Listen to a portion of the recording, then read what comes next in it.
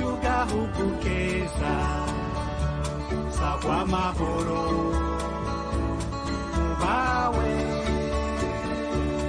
abana bawe bose wavyaye utekanirwe utunganirwe. Nyiricubahiro umukuru w'igihugu c'u Burundi ahejeje kwakira abashitsi badasanzwe, akaba ari intumwa zidasanzwe z'umunyamabanga mukuru w'ishiramwe mpuzamakungu ONU. Umwe akaba ariyo asanzwe ari intumwa idasanzwe uwo munyamabanga mu karere k'ibiyaga binini, uwundi nawe akaba ari intumwa idasanzwe umunyamabanga mukuru w'ishiramwe mpuzamakungu ONU muri Afrika yo hagati, akaba ariwe nawe asanzwe aserukiye iryo shirahamwe muri Afrika yo hagati. Abo bashitsi bari baje kuganira na nyicubahiro umukuru w'igihugu c'u Burundi ku bibazo bitandukanye vyerekeye iterambere ry'igihugu n'akarere n'ibindi kibazo c'amahoro n'umutekano.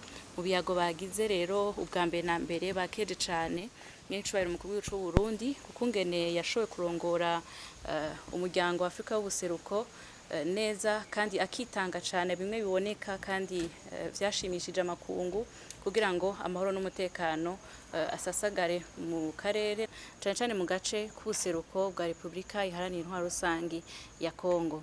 Rero yamukeje kandi no ku butwari bwiwe ingene yitanga kugira ngo anwanisha bene gihugu b'abarundi eka akanabakoraniriza hamwe ku bikorwa vy'iterambere biciye no muri yambona kazoza Burundi bwihaye bw'uko buba ari igihugu cishira kikizana mu 2040 kandi kiteye imbere mu 2060.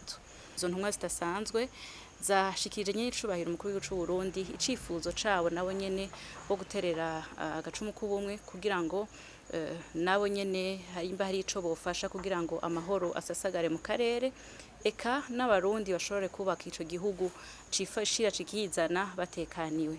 Baboneho n'akaryo kandi ko guhoza cane umukuru w'igihugu c'u Burundi eka n'Uburundi muri rusangi ku gitero c'umugwi w'iterabwoba giheruka guhekura Burundi, banashikiriza n'icifuzo cabo cuko nabo nyene boterera agacumu k'ubumwe kugira ngo nimba hari ari vyo boshigikira Burundi kugira ngo abene gihugu bashobore gukora ibikorwa vy'iterambere batekaniwe.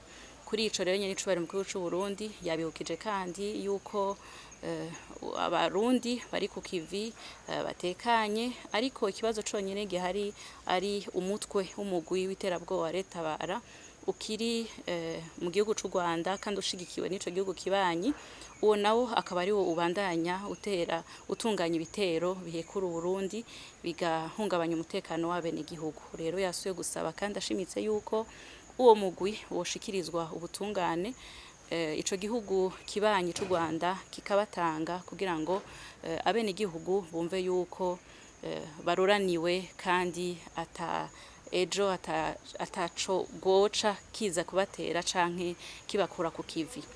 Muri rusangi rero nyicubahiro umukuru w'igihugu c'u Burundi yabashimiye kandi kubona bashoboye kwishikira hano, nawe nyene ariyemeza yuko nk'usanzwe arongoye amasezerano y'amahoro, umutekano, imigenderanire mu gace k'ubuseruko bwa Republika Iharanira Intwaro Rusangi ya Kongo be n'akarere yuko atazokora kugira ngo amahoro n'umutekano bibandanye bishinga imizi mu akarere gatera imbere eka n'abene gihugu bose muri rusangi baroranirwa.